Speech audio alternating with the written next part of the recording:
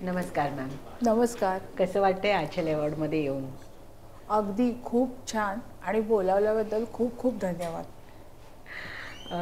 Ma'am तुमच्याबद्दल सांगा, तुमच्या इन्स्टिट्यूटबद्दल सांगा. मी डॉक्टर मिसेस सुप्रिया पाध्ये. मी माझं इन्स्टिट्यूट आहे सुप्रपा लँग्वेज अकॅडमी.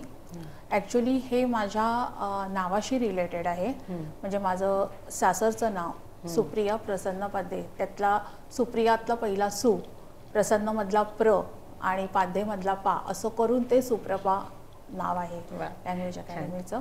तिकडे मी इंडियन लँग्वेजेस ॲज वेल ॲज फॉरेन लँग्वेजेस, म्हणजे आता जी आपल्याकडे विलुप्त होत चाललेली संस्कृत लँग्वेज आहे ती घेते.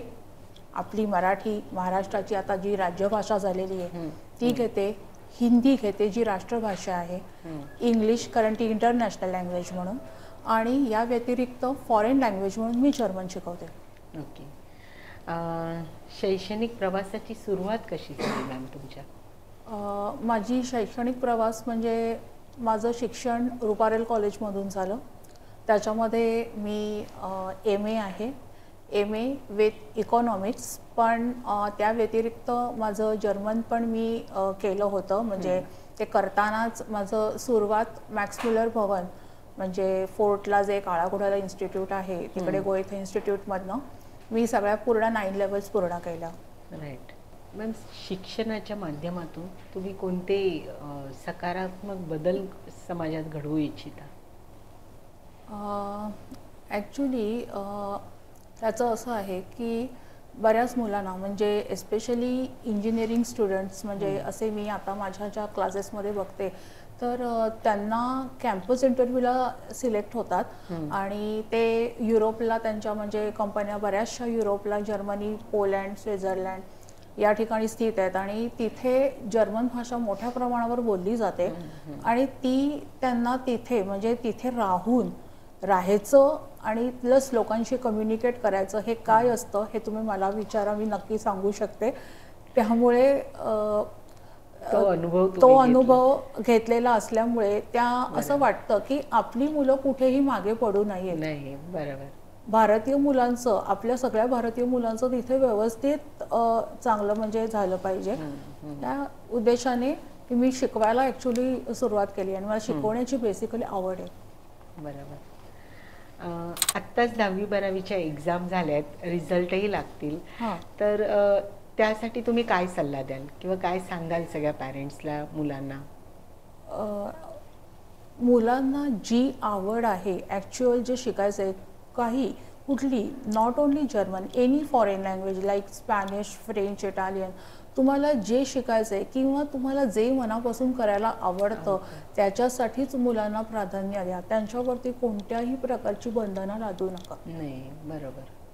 त्यांना जे शिकायचं आहे, म्हणजे कोणाला असं असतं की कॉर्पोरेट लेवलला जाऊन काम करायचं आहे, मग कॉर्पोरेट लेवलला ती फॉरेन लँग्वेज कशी यूज करायची, मग त्याच्यासाठी मग काय शिकायचं आहे, मग त्याचं ते तुम्हाला ती ॲक्च्युअली शिकण्यामागचं तुमचं प्रयोजन काय, की काय हे आहे.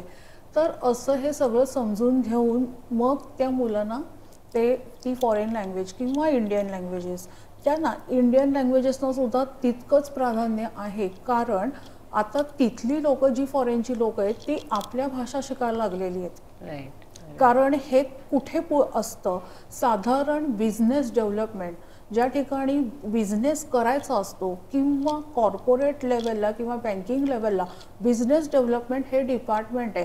आणि त्या डिपार्टमेंटनी आपला इतर सगळ्या देशांशी किंवा राज्यांशी संपर्क साधून आपण त्या संपर्कातनं जी कामं करू शकतो त्याच्यासाठी ह्या लँग्वेजेस खूप उपयोगी पडतात. आपल्याकडे देशात सुद्धा आता कन्नड आहे, तेलुगू आहे, मल्याळम आहे, तामिळ आहे किंवा ओडिसी आहे, पंजाबी आहे, सिंधी आहे, गुजराती आहे, हिंदी आहे किंवा हिंदी खडी बोली जी बिहार आणि नॉर्थ उत्तर प्रदेश या भागात आहे, किंवा हिमाचली भाषा आहे किंवा काश्मीरी आहे. तर ह्या सगळ्यासुद्धा आपण तेवढ्या तितक्याच प्रमाणात, कारण शेवटी बँकिंग किंवा कॉर्पोरेट क्षेत्रात असल्यानंतर बिझनेस डेव्हलपमेंट एका राज्यातून दुसऱ्या राज्यामध्ये एखादं काही लिंक आहे किंवा एखादं काही आपल्याला काम की आमच्या डिपार्टमेंटचं हे काम आम्ही तुमच्याकडे देत आहोत, पण ते काय तर त्या भाषेतनं तुम्ही जर त्यांच्याशी कॉन्टॅक्ट केला तर ते त्यांना आणखीन चांगल्या पद्धतीने समजेल आणि तुमचं काम तुम्हाला करून मिळेल, बरोबर, त्या तुम्हाला फायदा होईल. किंवा कधी कधी शासन आपलं महाराष्ट्र गव्हर्नमेंटसुद्धा कधीतरी असं होतं की इतर राज्यांच्या गव्हर्नमेंटशी ते संधान साधतं आणि त्याप्रमाणे त्यांना ती जी कामं त्यांची शासनांतर्गत जी कामं करून हवी असतात ती त्या लँग्वेज थ्रू त्या ह्याच्या थ्रू ती त्यांची केली जातात. त्यामुळे त्याच्यासाठी या भाषा अतिशय उपयुक्त आहे. उपयुक्त आहे. म्हणजे तुमची इन्स्टिट्यूट खूप महत्त्वाचं काम करते खरं तर. पुढे जाऊन मुलांना त्याचा खूप उपयोग होणार आहे. आणि संस्कृत भाषेचं मला विचाराल तर संस्कृत भाषा अशासाठी आहे की आता आपल्या ज्या वेदशास्त्र पुराणामध्ये जी संस्कृत भाषा आहे की ज्याचा आता मेडिकल संशोधनात किंवा टेक्नॉलॉजिकल म्हणजे जी आता आपण टेक्नॉलॉजी जी पुढची ॲडव्हान्स बघतो तर ह्याचं सगळं वर्णन ॲक्च्युअली मागच्या सगळ्या वेदांमध्ये वगैरे आहे जे आपण पाहिलं नाही. आणि आपलं हे सगळं साहित्य जे US किंवा युरोपमध्ये ते घेऊन गेले आणि तिकडे त्यांनी त्यांच्या शास्त्रज्ञांनी शोध लावून मग ते आता आपण आत्मसात करतो की हां यांनी ते शोध लावले म्हणजे ते, पण ते ॲक्च्युअली आपल्याकडे ऑलरेडीच होतं. मग जे आता आपल्याकडे म्हणून संस्कृत भाषा जर लोकांना येत असेल तर आपल्याकडे जे साहित्य अवेलेबल किंवा जे ऑलरेडी उपलब्ध आहे त्याचा उपयोग आपण आपल्या देशासाठी खूप मोठ्या प्रमाणावर आणि चांगला करू शकतो. तर आपलं राष्ट्र जगातलं नंबर 1 राष्ट्र होऊ शकतं. याचा अर्थ तुमची इन्स्टिट्यूट खूप महत्त्वाचं काम करते.